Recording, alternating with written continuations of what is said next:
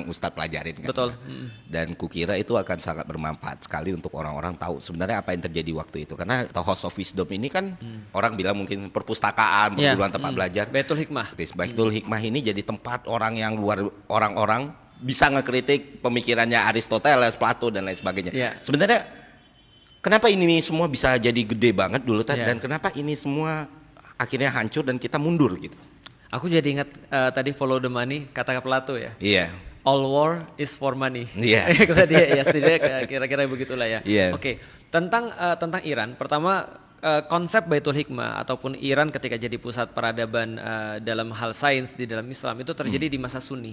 Jadi ketika orang-orang Persia dikonvert jadi Islam dan terus kemudian mereka Itu Sunni. Jadi terus kemudian mereka membangunlah sebuah safe house sebenarnya untuk orang-orang seluruh dunia.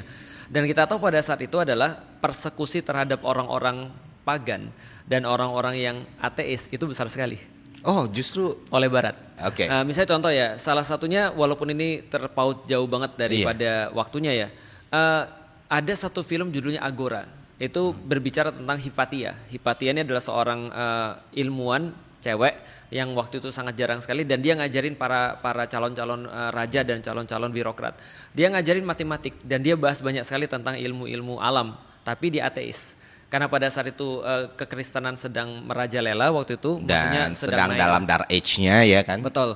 Kita tahu Kristen kan disupres ya sama pemerintah sampai sekitar tahun 325 ya. Sampai 325 mereka terus kemudian dijadiin agama resmi negara, mereka mulai ekspansi. Dan jadi hukum. Betul, dan jadi hukum orang-orang yang pemikir-pemikirnya disuruh milih kan ya. Kalau kamu nggak mau masuk Kristen, kamu termasuk heretics kan gitu. Oh. Ya, misalnya kayak Hipatia ini tahu nggak dibunuh dengan cara apa? Dia dibunuh dengan dalil. Dia dibunuh dengan teks Alkitab bahwasanya tidak pantas bagi perempuan untuk ngajar untuk di publik. Maka dia tahu ada kerang nggak mas? Kerang yang di pantai yang sangat tajam. Nah itu dikulitin satu persatu.